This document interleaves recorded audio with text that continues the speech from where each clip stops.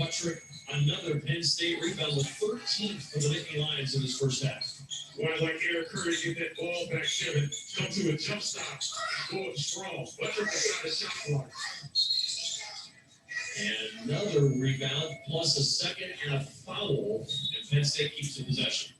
Trent Butcher doing a really good job here. The bigs kind of flow down towards the paint. He stays on the three-point line. And look at Wheeler. Got the foot speed advantage, hits brackets and right in his spot for an easy deuce. That's a nice generation of offense by Penn State Nittany Lions. Jawari Wheeler has a foot speed advantage on almost everybody in this league. He is as fast as you can be with the basketball in his hands. That's true. I need to guard it. Absolutely. That one rattles off, and another rebound swatted out. That was by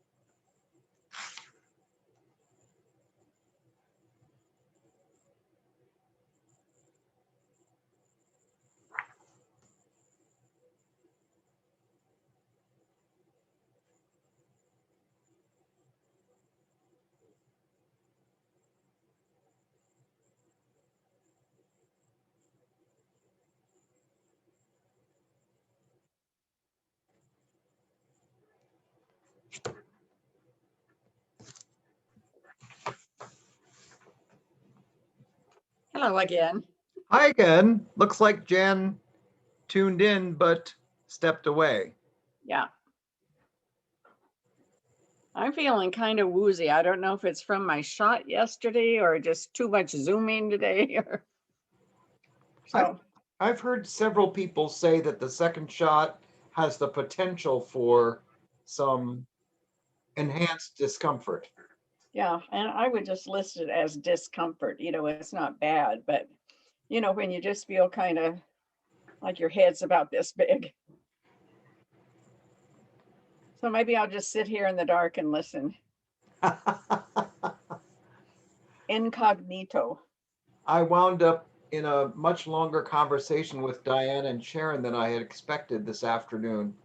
After our meeting, I had some stuff to run down to the office, and I just thought, well, I'll just run down to see them. And they, of course, were in a very chatty mood, and I just love them. I really do. And sometimes they get off on, this ought to happen, and Spirit of Hope should do this, and this should happen. And they have this whole litany, and I kind of go, okay. Hi, Jan.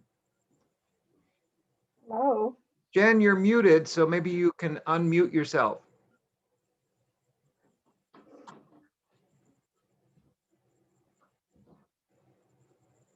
Anyway, Carolyn, so for the most part, it was very constructive. In fact, we got into some topics that I want to ask you about sometime when we have a moment. Okay.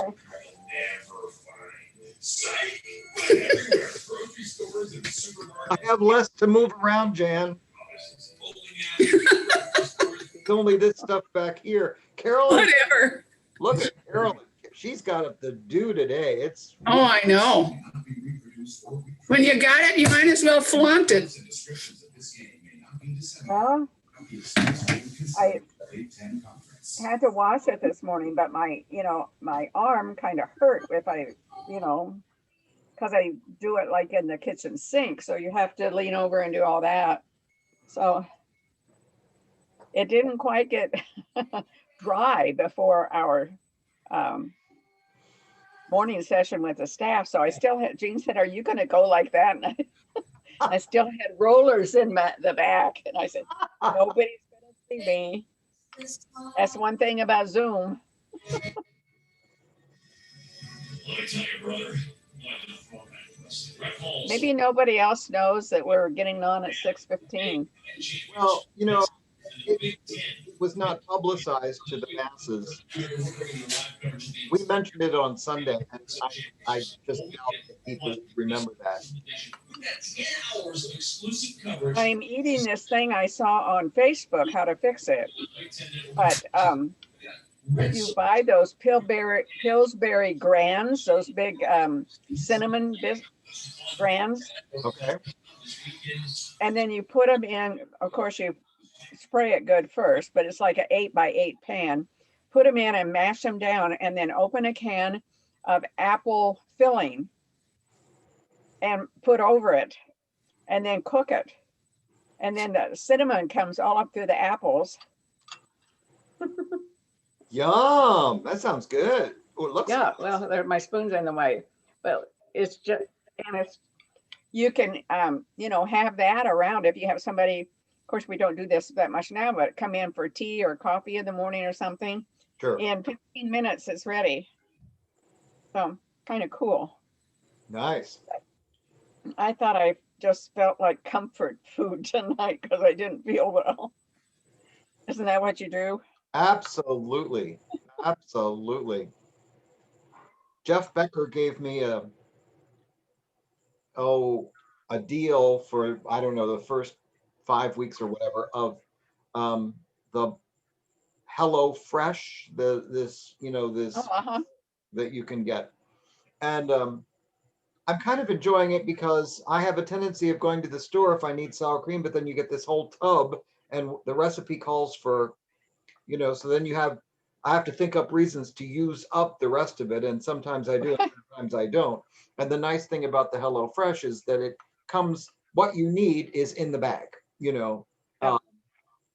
2 scallions and 1 potato and so, but the only other issue about it is that they don't make it for 1, they make it for 2. So when you make the meal, you get 2 meals. So I had half of it last night, and it was a specific kind of burger, and I just decided to only cook 1 last night, so I have the other one to cook tonight.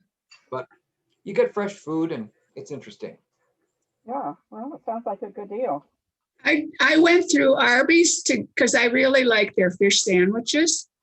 So, and then there was a coupon I got today for $1 for a shake. So I thought, well, okay. So I drove through and I was drinking my shake. That was the one over by my house. And I got back to Wayzata and I leaned over to get my bag with my fish sandwiches, and I didn't get it. Oh, no. I drove off. Oh. Goodness. So I've got something coming out of the oven. So. We've driven off and not gotten a sauce or something for something, but I don't think I've ever driven off and didn't get the main course. Well, you're making change, and she had this shake there, and I don't know. No explanation. And I tried to call them up, and they don't answer their telephones. So. No. Nope, it'll be hard to get your money back. I think they might give me a couple of sandwiches because you Well. have to buy 2, So I just have them put the sauce on the side, and then I take it home and put them in a baggie and eat one Hi, there. Eric and Gloria. Hi, Gary. Jerry, do you How you doing, recognize your home? I recognize a fan back there. Yeah, I think I do. And pretty flowers. I think they're sitting in the dining room. Garden. They are. I can tell. I've been in that seat myself. What? I said, I've sat where you are sitting now. Oh, yes. gonna move slightly a little bit. Maybe you should move a little soon. Yeah, right. Oh, yeah. So, realize it wasn't. What's the latest news from Palm Springs? Oh, it's sprinkling today. It's gray. Cloudy. Cooler. But we were hiking this morning. Did you get So- your shots today?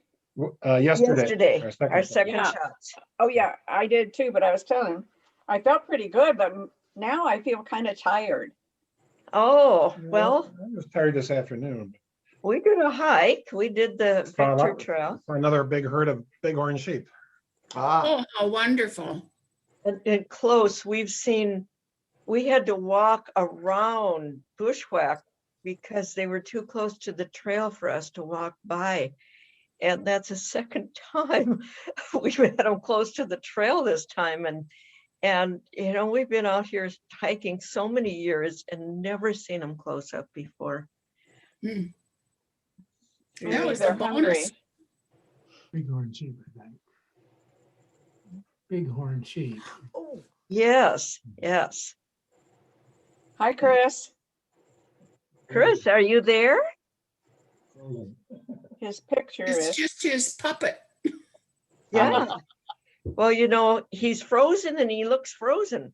He does. And he's mute. Yes, everything. I'm not sure. Oh, Carolyn, now we can see you better. turn a light on. Yes. Hi, Jean. Hello. Whoever said it. Your wife. Oh, that's right. Hi, Diane. Hi. Hi. Oh, it's fun to see Jan's place. That's really, looks spacious. Oh, that was quick. Hi, Rod. Hi there. Scared me, it came up so fast.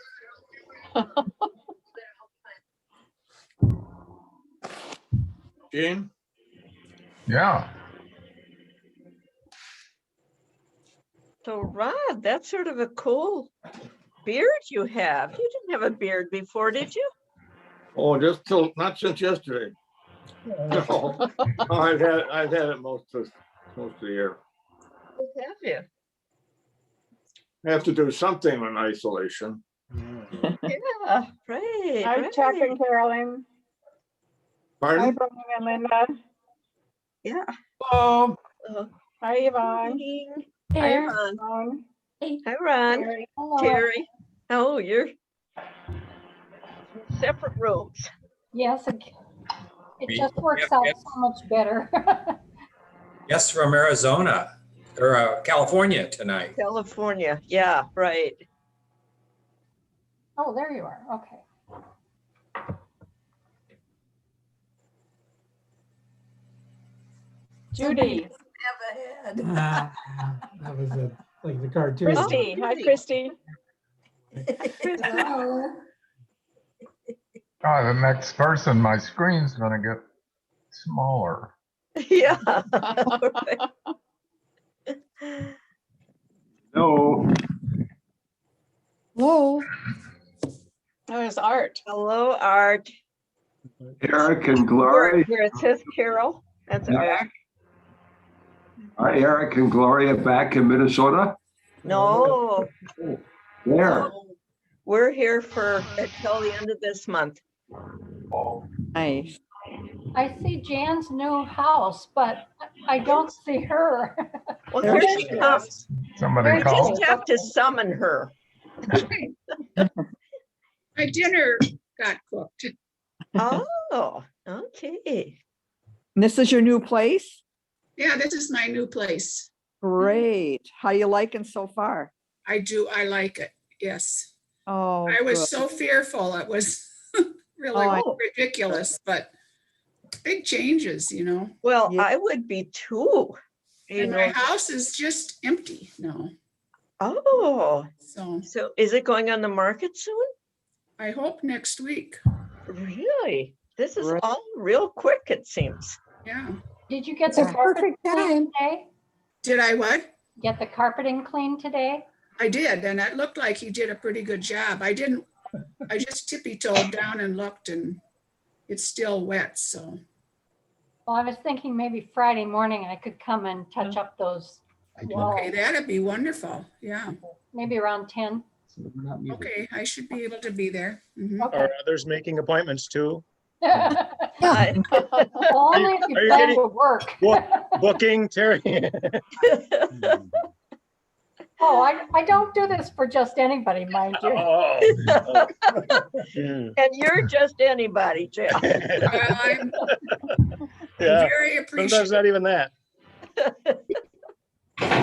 Ah, I want to make Carol and my apologies because we have to leave you folks at 7 o'clock because our grandson is going to be streaming in basketball in a community college down in Mason City, Iowa. Oh, how Any- fun. Any chance you have? You'll never make it. Do it. Eric and Gloria, what are you doing here? I thought you were going to be gone for a while. Hey. this is the magic of computers, Carol. They Oh, work in California too. Right. I don't see any palm trees. Well, you have to turn the computer around. Yeah. We could show you some very easily, except it's sort of sprinkling out there. It's only a few degrees warmer here right now than it is there. Really? It was about 52 today. Well, it's 56 here. That's, well, That's that's a little nippy for there. For But here. But it yeah, never we're- rains in Southern California. that's the temperature. been. Seldom. Has it been warmer than that though in general? Oh, yes, it's been beautiful. Yeah, I thought. This is just, a different day, which is, it's sort of nice to get a little bit of, well, more rain would be nice because the more rain we get, the more flowers there'll be by the end of the month. And Mhm. we're very greedy for flowers here. That's true. When we speak, the microphone on the camera should. Now, Connie, I think I only see the top of your head in the ceiling. Oh, it's Hi. dark. Can you put this down like that? Oh, so much There. better. Yay. She has a Hello, face. dear. Much better. We can see your face now. This is good. Technology is blooming. in the You have to fireside speak up room. though. If you want to, Joanne, so you can see who's there. And when you do that, is this what it's gonna be? I am Trudy, so there'll be four of us.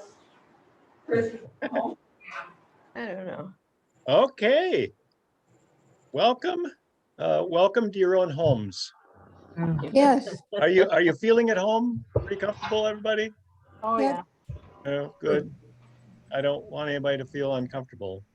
Well, we better be comfortable by now You here. would think. Been doing this a while. That's right. It's good to see you all. Good to see you all too. And fireside room, and I see people walking around. What's that? Vicky's, it's good to see you tonight too. Okay, so what we may need to do is mute ourselves until we want to talk.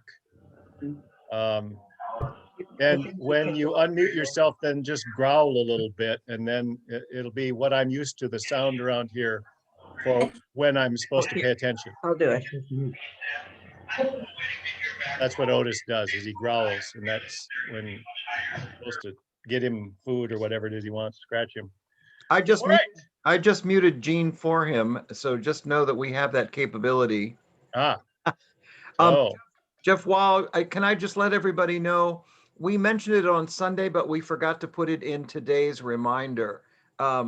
Starting today, I'm opening the room at 6:15. If you'd like to come in early and visit, I just would invite you to come in at 6:15 because it's just nice to be able to do that. So that we can start right at 6:30, and then we get, visiting time in. So just know that the room will open for the rest of these series at 6:15, okay? Yep. Thank you. And there'll be no musical cover for you, to say, to have your conversations. So it won't be quite like church. Ah. Mr. Erickson. All right. Well, a question came to me as I was finishing the reading this afternoon.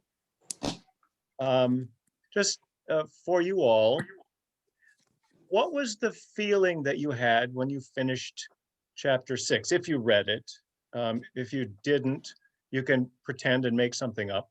But as you finish, what did you come away? Not necessarily thinking, but feeling. It's time to get going.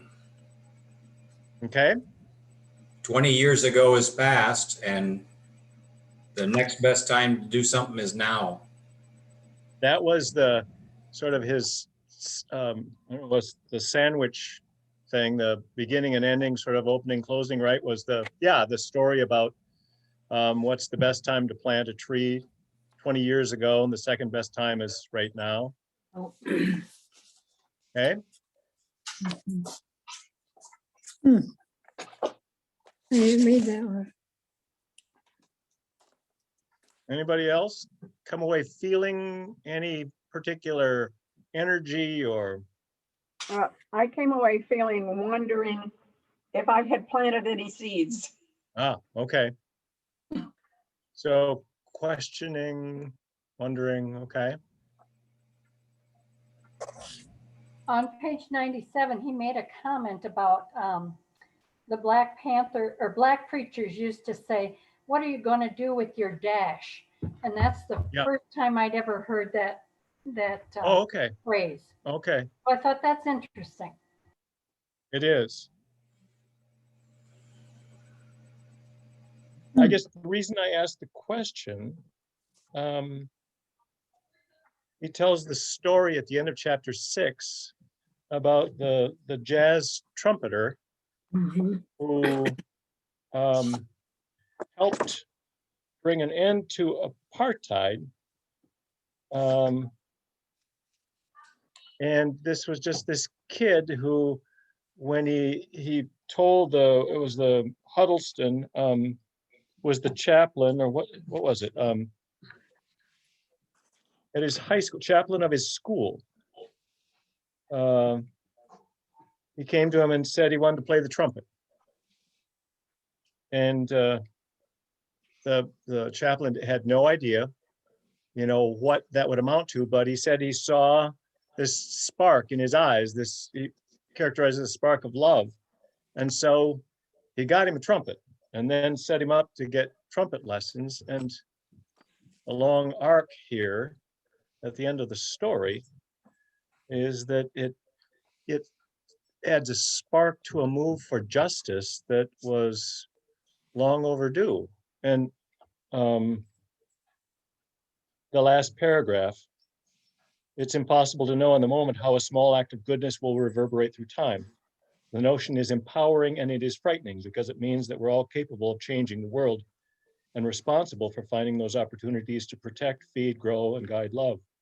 We can all plant seeds, though only some of us may be so lucky as to sit in their shade.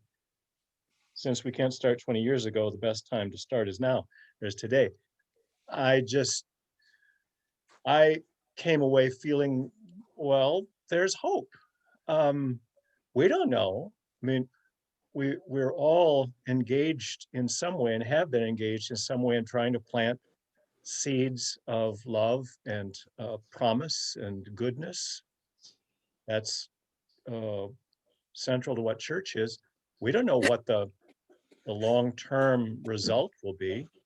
And we don't really have to be responsible for that. That's where he keeps saying, let us be us and let God be God. Do our job and let God do God's job, knowing that they overlap.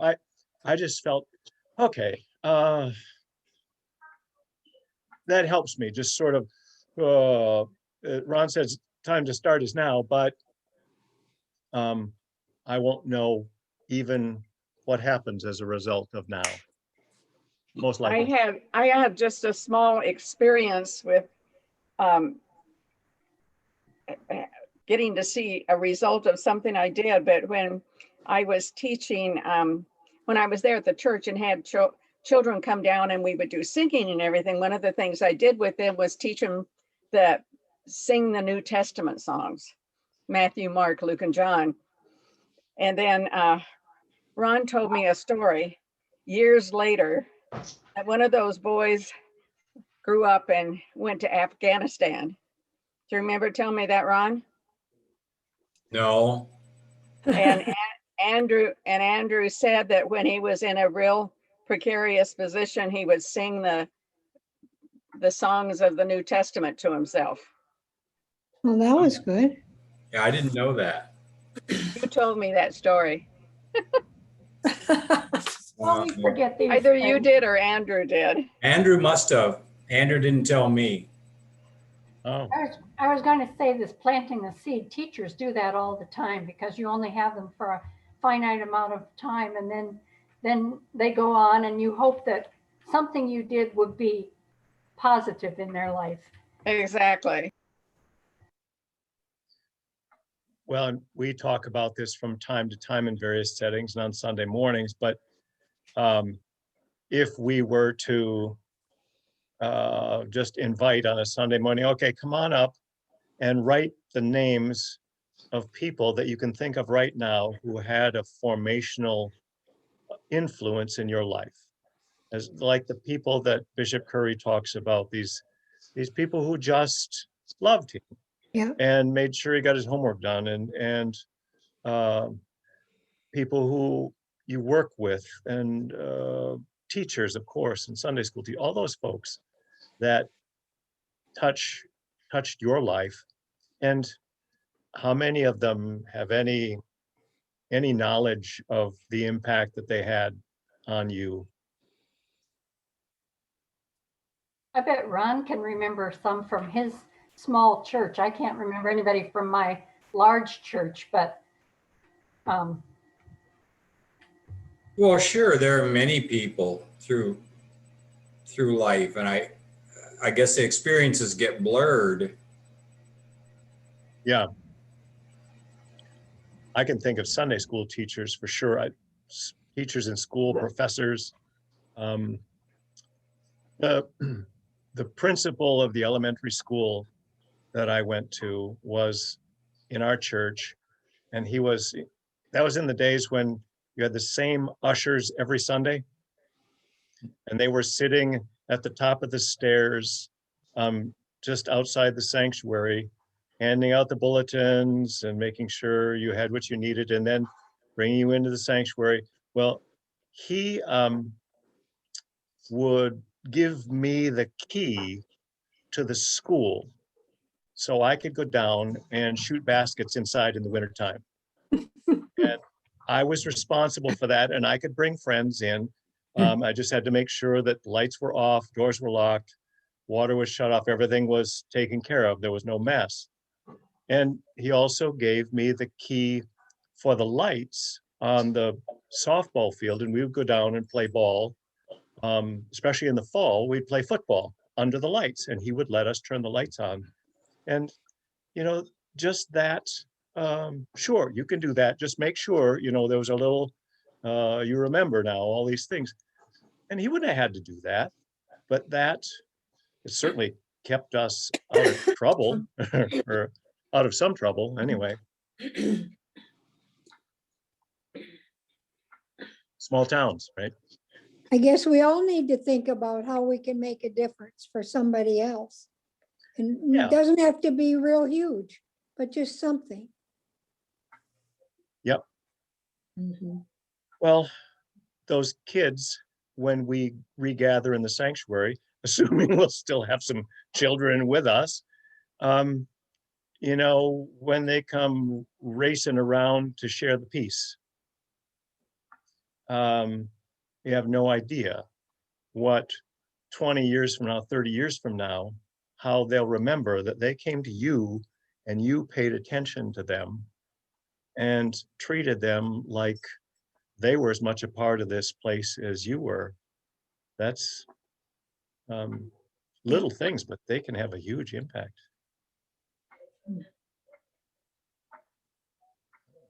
I'm kind of talking a lot. Earlier on in the chapter 5, page 104, I had noted that he was struggling with a career decision. And he comments, I always felt myself coming back to my grandma. Just not a single incident, but a person.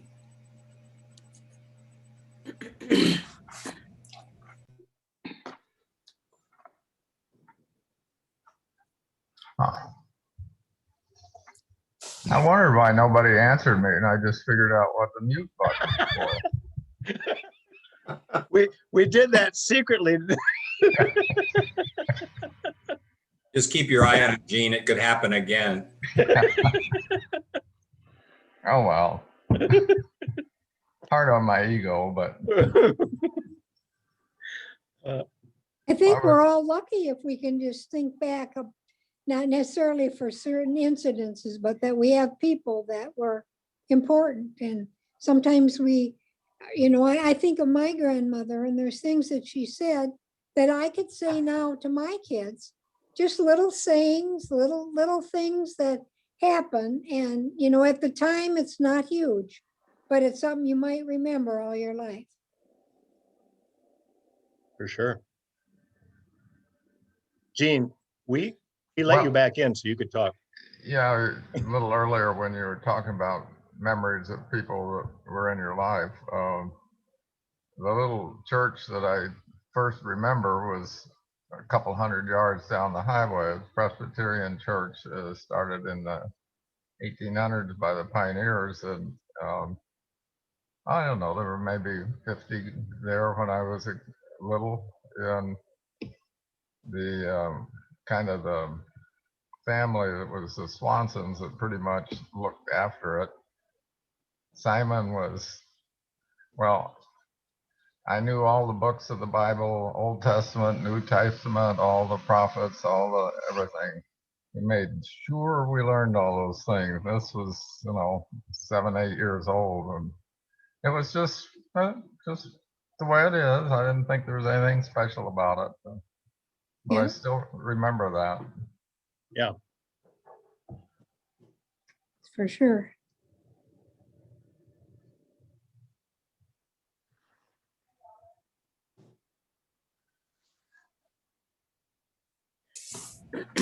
What things then in the chapters, these 2 chapters, spoke most loudly to you?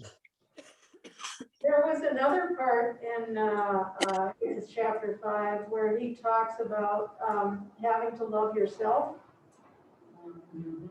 Yeah. Well, I was there a second ago, and now I'm really looking for it. I made the same note that he really started out chapter 5 suggesting we relate to ourselves as someone made in the image of God. And if we do that, the ability to love yourself is intimately related to your capacity to love others. So he really started out, I guess, with what I thought was a real nugget. Page 96. Page 96. Relate to yourself as someone made in the image of God.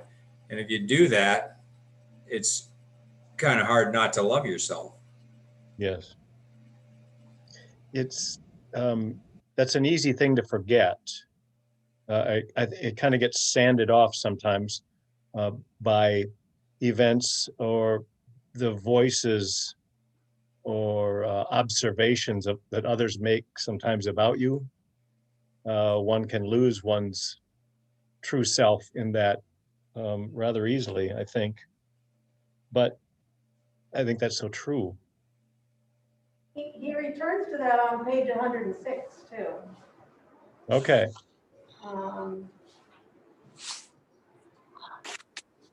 When we come to love ourselves through God's eyes and through loving others, we become a whole again. Well, the bottom 96, the one note I think I wrote in the whole chapters, in both of these chapters, he says, perhaps loving others saves us from the confusion, the frustration, and ultimately the neurosis that comes when we try to center the world around ourselves. And the note I had was there's a difference between loving ourselves and being selfish.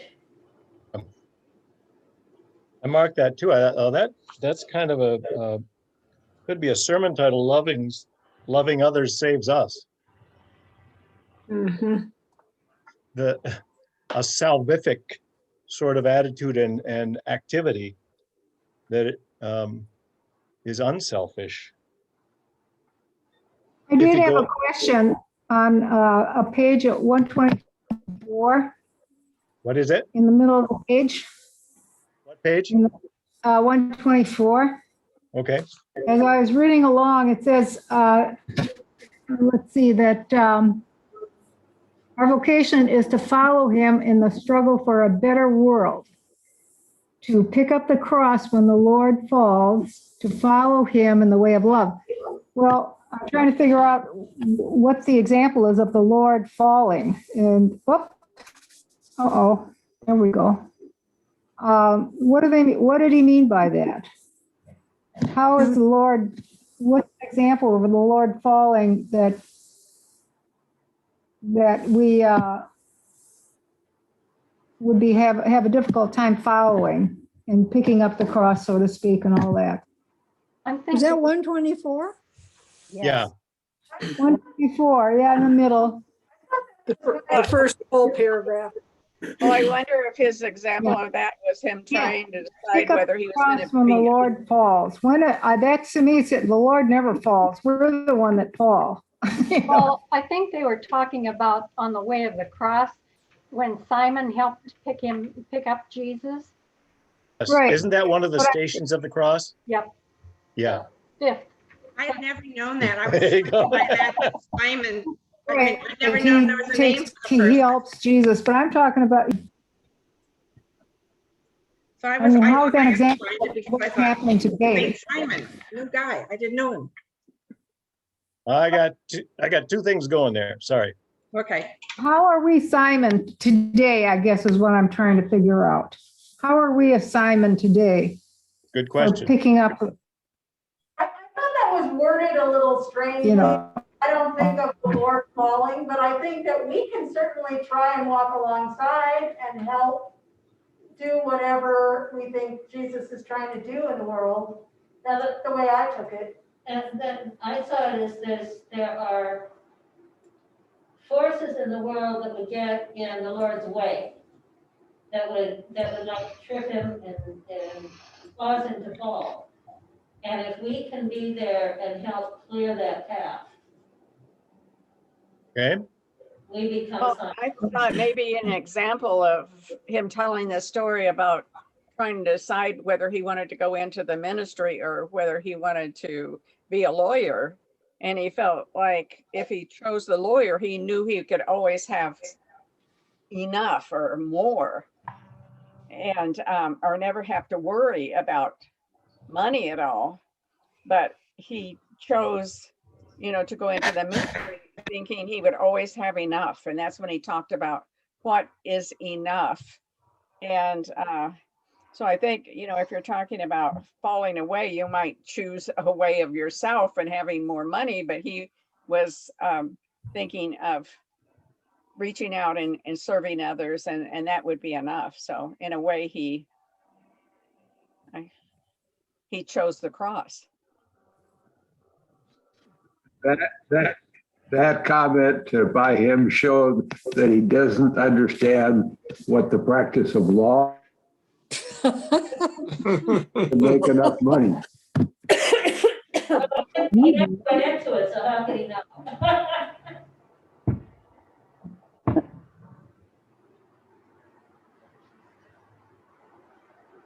I think that paragraph on page 124 is a little maybe a little hazy. It leaves room for interpretation, but I think Terry, in talking about that station of the cross and the way of the cross, that place where traditionally, in the tradition, Jesus stumbles and falls.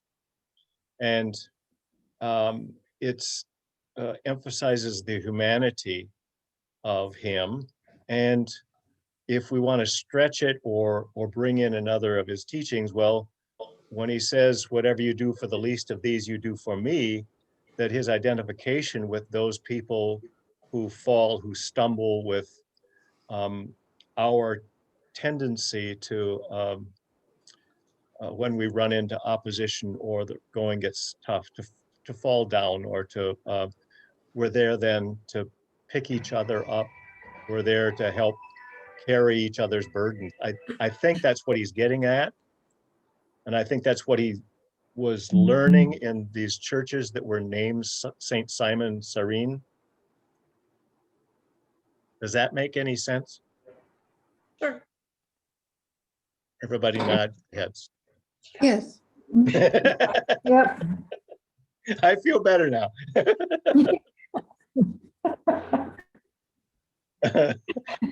We hear you.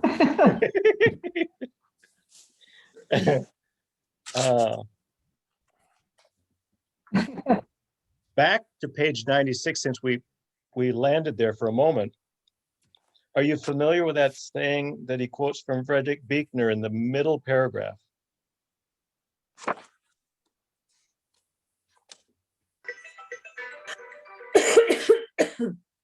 Sharing godly love liberates the true self so that we can more fully live and discover that place where, quote, your deep gladness and the world's great hunger meet, as Frederick Buechner put it in Wishful Thinking, a Theological ABC.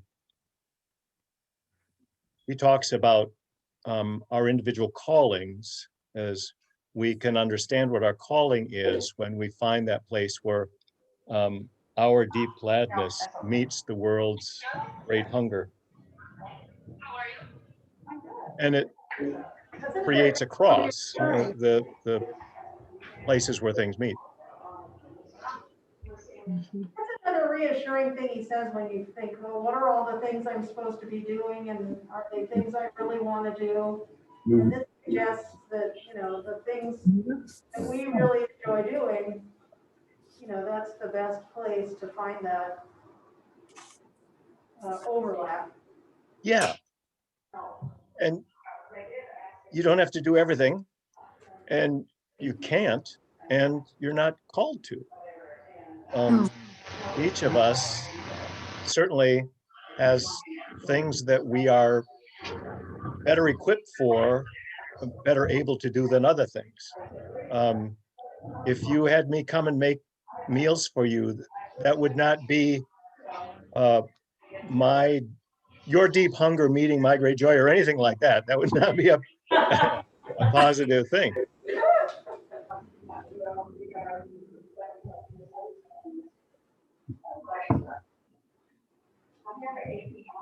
I just thought most of the book was written in a conversational way, but that phrase, and I noted it too, the intersection of our deep gladness and the world's hunger meet.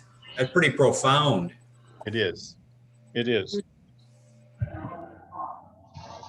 Jerry, can you mute Jean? I'm sorry. There's terrible noise in the background, Gene.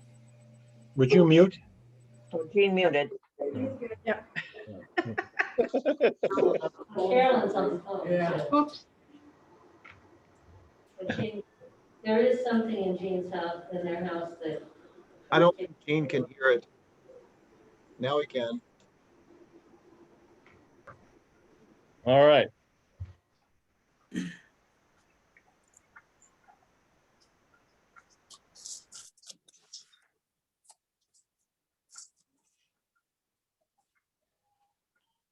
Page 99.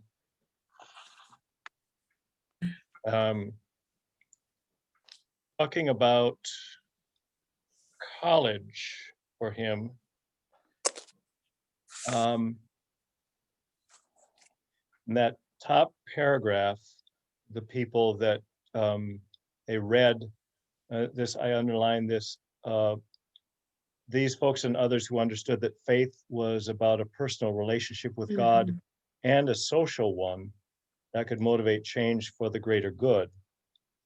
That helped. He started to see the public, social, and political engagement of my father's church wasn't unique or an aberration, but an attempt to follow in the footsteps of Jesus of Nazareth for real. Sort of that understanding that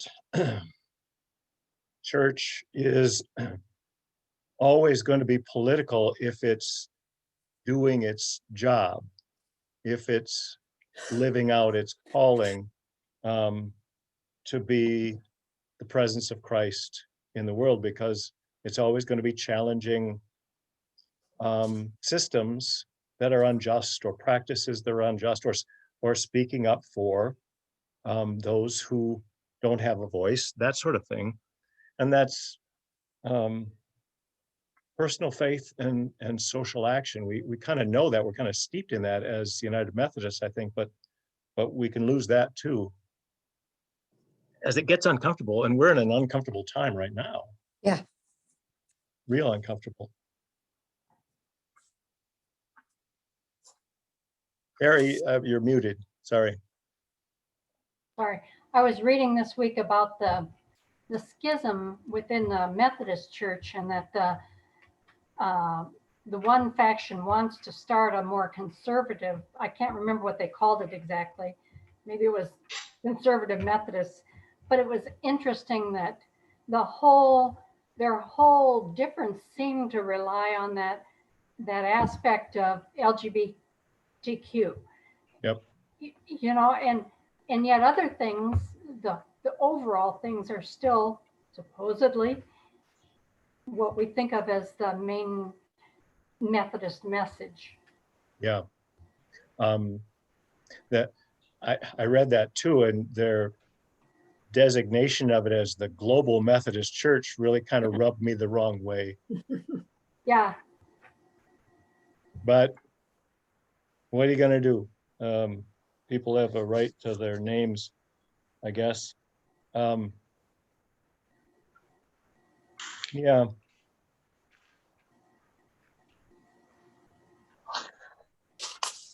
There'll be a letter from Bishop Bard, a pastoral letter coming out on sort of on behalf of, well, the decision by the Council of Bishops to postpone the General Conference for another year.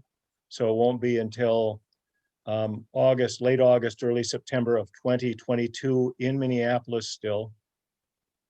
And so if you want to, someone to pray for long-term, Jim Hahn and that hospitality host committee for the General Conference, they've been meeting and meeting and meeting, you know, last year, now this year, now next year. How long do you sort of stretch yourself out? I guess they've got a lot of time to get ready, but oh man. You can just postpone it again. Yeah, we'll see. It's but that the letter from the bishop speaks to a lot of issues and questions, and the frustrations and discomfort. And there are links that you can go click on to go read other documents that are under consideration, all the things that come into General Conference, and you kind of get a feel for why this thing goes on for 10 days and why it can't be done electronically and all of that. And with differences that people have theologically and philosophically and socioeconomically, why we go at things quite differently. You begin to get a feel for that too, if you don't have it already. What about the John Coltrane story, page 101, 102? Anybody a Coltrane fan? I am. All right. I loved when we got to that, because we listened to that and Thelonious Monk and all those that I wasn't raised with, but Lowell has introduced me to a lot of that. So no, it was just interesting to read that life. Yes. So anytime there's a name that comes up, because I went in, the one I had not heard of, it's later on, maybe the beginning of chapter 6. Yeah. We had him on during dinner tonight. Oh, okay. Because it was someone we had not listened to, but those names come up in a lot of the books that I read. So anyway, it's just fun coming across something that. Jerry, are you familiar with that music? Myself, I'm familiar Yes. with it. I'm not a huge John Coltrane fan. Because he's more instrumental, but yes. Yes, and some of it, and the jazz, the jazz fellow that I should have marked it, but I didn't. Oh well, I can come back to it later. But anyway, it was an interesting read, and then also this takes to another page, but they talk about the song "Jesus Loves Me," and I'm sure all of you know my sister Mary passed in 2007. She was Downs and she was into dementia. And the one connection, I would pick her up, we'd go to the Dairy Queen, and that is a song she would sing along with me. I cannot tell you how many times we sang that song, and she just would. So every time I hear it or see the words, I just, it's a wonderful song. And I taught it to my little niece and nephew, all the kids, any child I ever took care of, they had to learn the song. That's just. And I promised Jerry at one time that I would never sing at church. And that's one of the songs I won't sing, Jerry, so you're safe.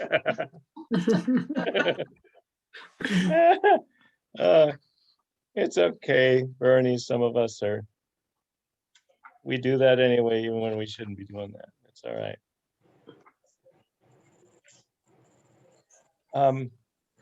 Going back to that revelation, would you call it, or transformation that Coltrane had coming out of his addiction, crossing what the slave on page 102, what the slaves called the danger waters. He reached the light, he survived, and he composed this musical piece telling the story of his struggle to overcome addiction. Just the description of it. It's a creation story or a creation song or a resurrection song or something. It sounds like the way I've never heard it, so.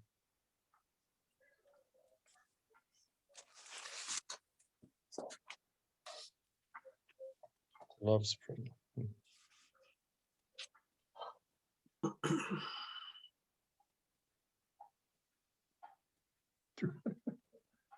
I thought it was interesting too how he didn't become a total teetotaler but switched to beer. And I'm thinking, how many of us have had a moment where someone else's fall or whatever, or drug addiction or alcohol addiction or any addiction has changed our feelings and made us say, there but for the grace of God go I.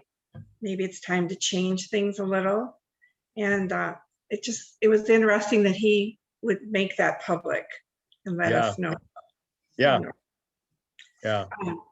And we all had a past. It's just interesting to see someone else put it out there for everyone. And he's a presiding bishop now. He can tell whatever he wants. Right. What we're going to do to him. But I agree with you. And I did note that and wonder how people react to that one, because not everybody's that forgiving of others' past, especially people who are supposed to be so-called people of God. Right. He hadn't signed up yet at that point, though. Right.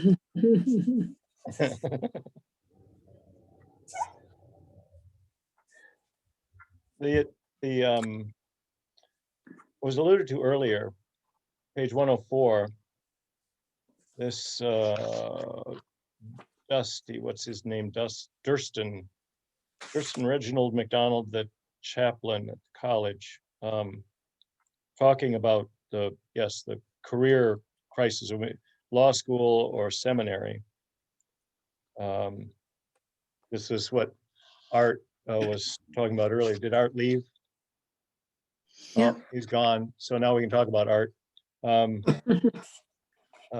that the first full paragraph, you have to ask yourself on page 104, you have to ask yourself what you want out of life. If it isn't money, then maybe having enough is enough. I just think that's interesting, because we all want money to some level of comfort, and the enough question is a one that maybe we probably struggle with it. John Bogle used to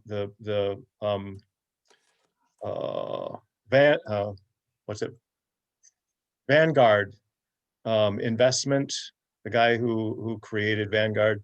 He wrote a book that was the question, how much is enough?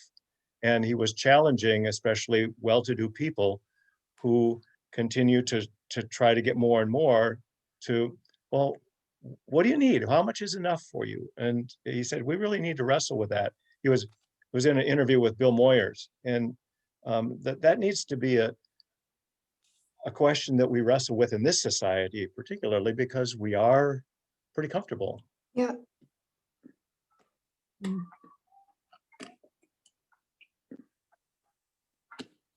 It would make it easier if I knew what was going to happen in the next year or 5 years, 10. I'm not so worried about it now, but Or how long you're gonna live, right? Yeah. I'm figuring on at least 10, but you know, but when you're younger, you really don't know. And personally, I went through a time that was probably the best of any for security, but security is so much more tenuous now than it used to be, and particularly for the people that just don't have the advantages of good education and background and so on. So how much is enough? Well, I'm always anxious about the future, so I put away a little extra, but yeah, at any rate, it's not an easy thing, I think. Not at all. I agree, and I share your anxiety. But we're not supposed to have anxiety over that. Don't tell anyone, Judy, that you have that. That's just between us now.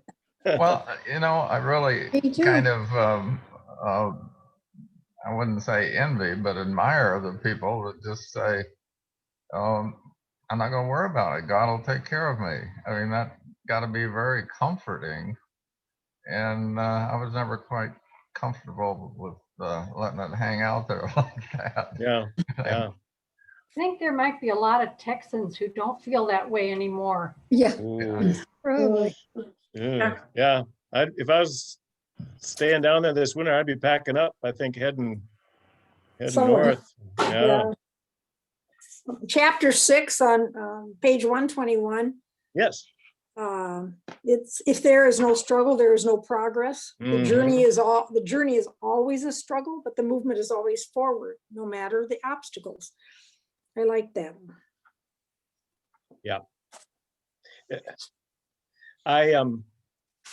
There are points in there where I want to push back a little bit, but overall I tend to agree. I mean, that in the middle paragraph, the no cross, no crown, as the old saying goes, that kind of grates on me, but my background is different than his, and the struggle for any Black person in this country is far more intense than anything I've ever experienced. So he knows what he's talking about. That last full paragraph where he refers to Frederick Douglass, who said, if there is no struggle, there's no progress. Those who profess to favor freedom and yet depreciate agitation. Are men who want crops without plowing up the ground. They want rain without thunder and lightning. They want the ocean without the awful roar of its many waters. Now, that's pretty eloquent and Yeah. pretty profound. They want it the easy way. Yeah. Mhm. Sure, I'm happy to have change as long as it doesn't upset me at all or change me at all. If I don't have to work too hard for it. Somebody Yeah, else. yeah. Or let anything go.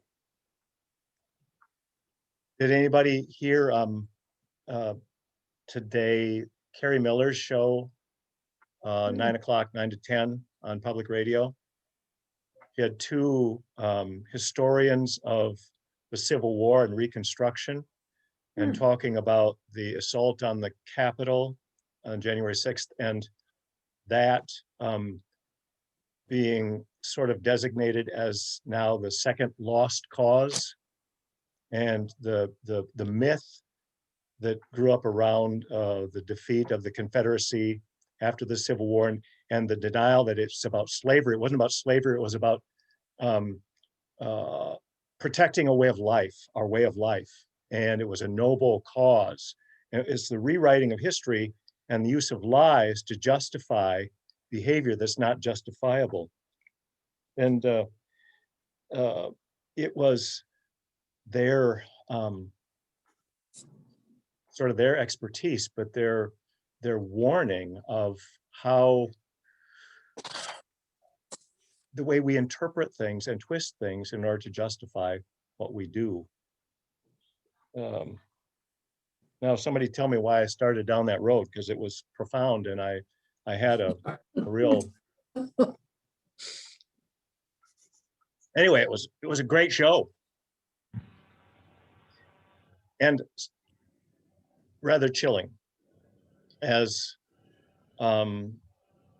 we hear of, well, white supremacy and white supremacists and right-wing militias and terrorists, all the agitation. I think it was people who don't want change, don't want the inclusion of people of color in society and allow people rise and live out their true lives. As he's talking about, love, when you live in love, it brings forth your true self. And all of the energy and pressure in this society to hold the lid on and keep people where they are and maintain white America, whatever that is, On page 114, I liked Maya Angelou's poem about, it's really about inclusion of everybody. What you were saying just reminded me about that. Yes. History, despite its retching pain, cannot be unlived, but if faced with courage, need not be lived again. I thought profound. Of course, I like her and her. Oh, was marvelous. But what about the changing of all the names now? That it just really, it bothers me because it's history, it was there, and it should just be a reminder. I just don't see, where's it going to stop? Some of those names that are changed had to do with the people who were instrumental in the Confederacy. And since they were really secessionists, I can kind of understand why they want to change those names. But on the other hand, George Washington had slaves too, but we're not talking about changing his things. Yeah. I think there are a couple places where there have been some energetic discussions about changing the names, even from Lincoln and Jefferson, Washington. Yeah. But I don't think it's so much about changing names, it's perspective. We can know what Stonewall Jackson did or whatever, but it's different when you put him on a statue that's 10 feet above everybody else and you put it in front of the state capitol. So it's not about changing history, it's about rewriting history to make them the victors. and to make them people who are admired. I mean, you could admire some of their characteristics, but as what was just said, they were traitors. They tried to undo the United States, and we can't erase that from our history, but we don't have to make that primary. I mean, I think we're living out the problem of making them like heroes. That's why we have so much, part of why we have so much conflict with race now, because they have created a different history, one that is not real. Well, and I think part of it is paying attention to what it means to somebody else. We as white people don't see that. And I mean, how many times have I read those Dr. Seuss books and really didn't think about what it might mean to somebody else, or see the pictures of them, you know, with slant eyes, and think of what does a little Chinese girl think when she sees that? And so I think part of it is recognizing how somebody else feels about it, maybe not we ourselves. That was part of the discussion this morning on that radio program too, was how we tell the story shapes how the behavior that follows. And when the Confederate flag showed up in the Capitol on January 6th, that was just a chilling reminder of that history that we really haven't come to terms with. And of course, the issue of slavery that is still now denied by some Southerners as the reason for the Civil War, which is renamed by some the War of Northern Aggression. So we have that how do we tell the story? Who tells the story? And what perspectives do we include in that, at least? So we're honoring the people that are part of the society. Terry, when you took a tour in the South, what did the woman call the Civil War? Something about I think it was the War of Northern Aggression. Yeah. Well, no, she just said uncomfortable time or something. Well, that could have been too. I heard many versions of it, I think. It was sort of like just a bad time that we went through, you know, not a war. Yeah. And people It were was the different. recent unpleasantness. There, that's it. Yes, that's exactly it. It's like the Troubles in Northern Ireland. Yeah, the Troubles. Yeah, blowing people up. Aye. Well, you know, and one of the things that really struck me particularly was and it kind of dovetails with the very current discussion, was on page 109 when they had the quote from Barbara Harris, you know, talking to one way to combat, you know, systemic racism is basically, you know, or in his shortened form is to don't try to be what you ain't. And, you know, and then it kind of goes on and says, but it doesn't mean that you don't grow and change with life's experiences. And so I look at some of these things like the renaming forts, taking down statues, taking some of the stuff from, you know, Dr. Seuss out of circulation and such like that, as people, you know, learning and growing, you know, things changing with our experiences. Yeah, it's true. If I'm a descendant, a member of one of the Dakota Indian tribes in Minnesota, the names Henry Sibley and Alexander Ramsey are not pleasant reminders to me of what they did historically, what they stood for. And those names, you know, are still quite prominent in Minnesota. Those will be coming up for review in parks and in, you know, all over the place. We have counties and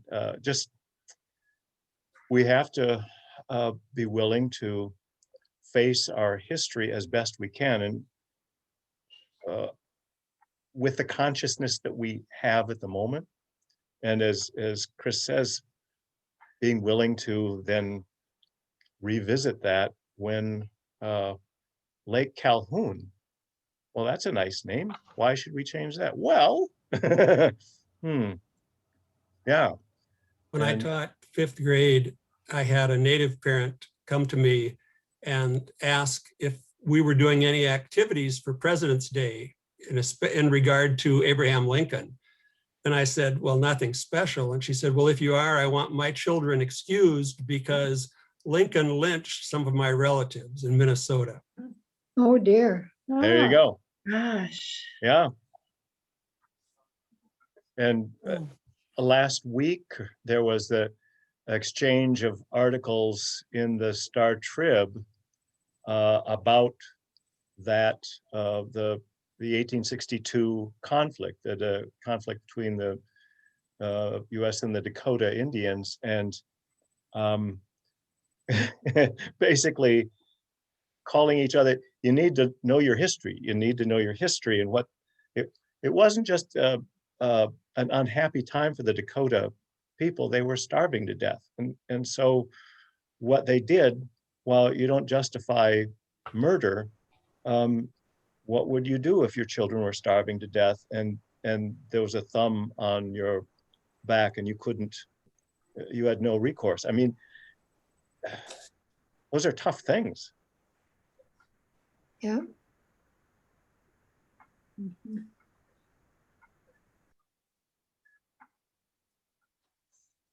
Well, sort of a small historical footnote.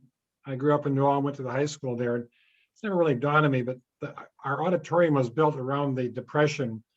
And in the gymnasium, there was large artwork that was done by WPA artists. And one of the large murals is of the battle in New Ulm. I don't think it was really biased one way or the other, but it never even occurred to me, but it's in our high school, it must be 20, 30 feet long and 10, 15 feet high. So it was a constant sort of reminder every time we had an assembly. Oh, And yeah. so Eric, you're an Eagle. I get it. So I grew up in Waseca, so South Central Conference rival. But I've been over a couple different tours over in New Ulm at Shells. And yes. I know one thing they said was that, yes, during the Dakota Uprising and the August Shell and the family there had been generally got along well and helped, the Dakota.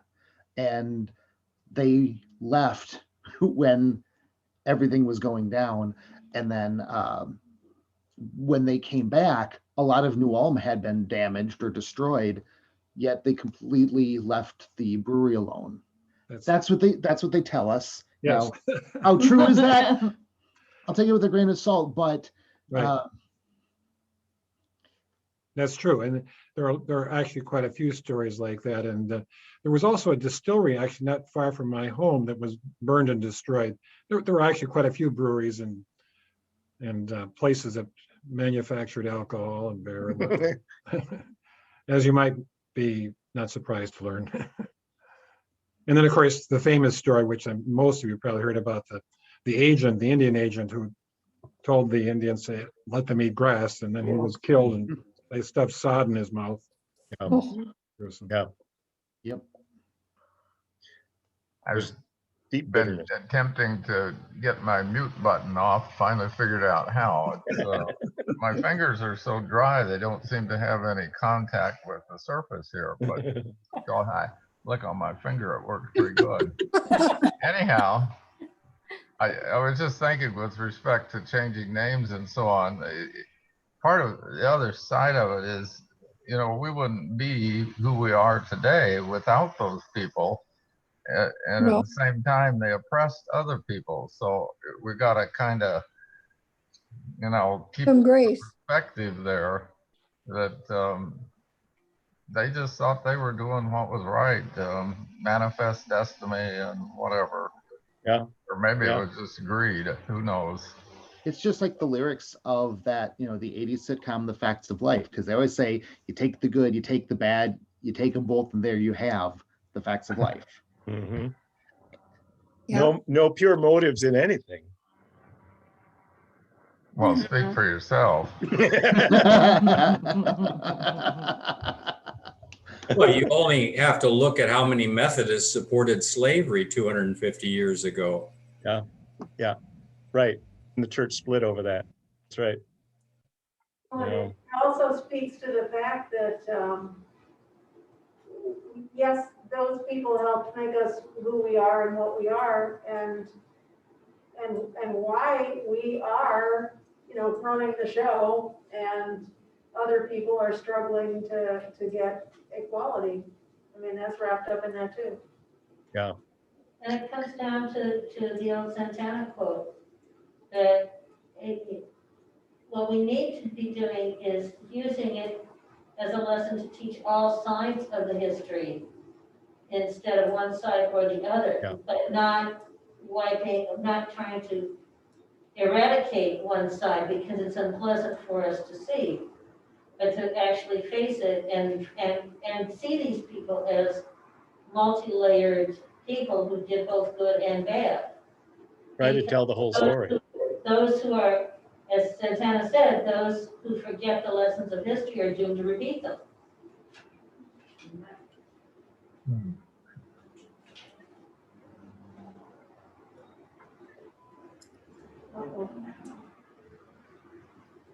About this section talking about establishing the daycare network in Lincoln Heights. This was in chapter 6. Oh, page 130, 131, right in there. There's no specific reference. It just that work of wanting children to be cared for and have a good educational start, no matter what color. And that's how it's a labor of love. It's something that you do out of wanting the best for others, and it creates a healthier community. Instead of being threatened by, well, they're getting something that is going to make they'll be able to compete with us or something like that, which is, I think, a version of the fear that is rampant right now. But somehow, if people of color find their way into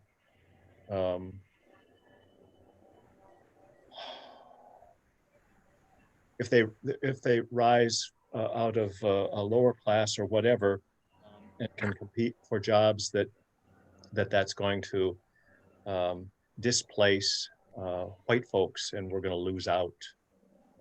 That I was thinking too, when they were talking about what was needed and they were talking about education, I was also thinking about health for children, and that children's health should be free. There should be clinics that you just take your children to no matter what, and they get health care.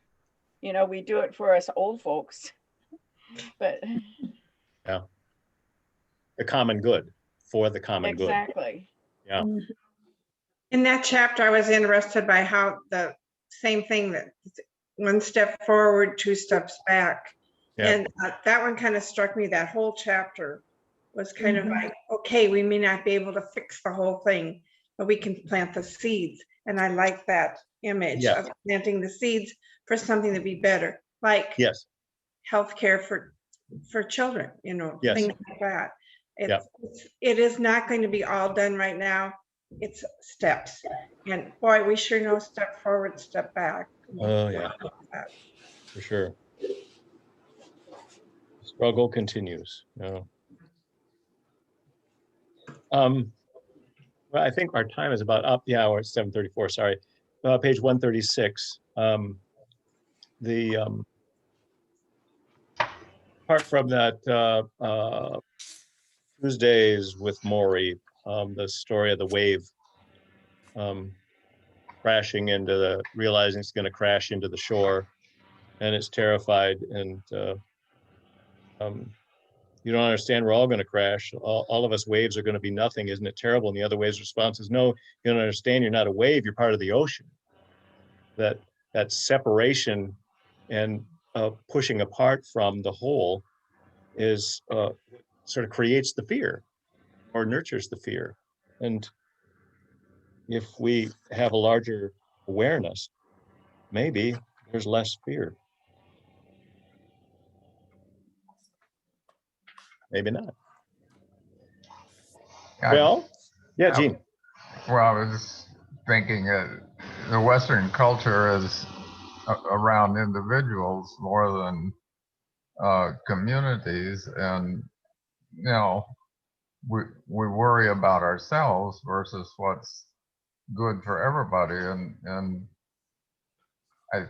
I think it, well, they say if you're going to go on a suicide mission to save your family and friends and so on, that's a little easy, I don't know, more comforting than just for yourself. Because there's no winner if it's just for yourself. Yeah, yeah. I like that of the waves that, you know, we are part of the human family and not just a bunch of individuals that come to an end somewhere. Yeah. Well, and that sort of brings to mind for me that the issue of the climate crisis and your question earlier about when is enough enough. Having enough isn't going to save you from these kind of existential crises. You can, if you're wealthy, you can build yourself a bunker somewhere. But for most of us, even if we're doing very well, if we don't start dealing with these issues, everyone will suffer because we're all in the same boat in that sense. Mm-hmm. Yeah. All right. Well, in order to stay sort of inside of our time, let's wind it up. Next week, we'll do chapters 7 and 8. Okay. And Jerry will open the room at 6:15, so can catch up with each other a little bit if you want. Thank you all. Thank you. Thank you. Thanks, everybody. Yep. All right.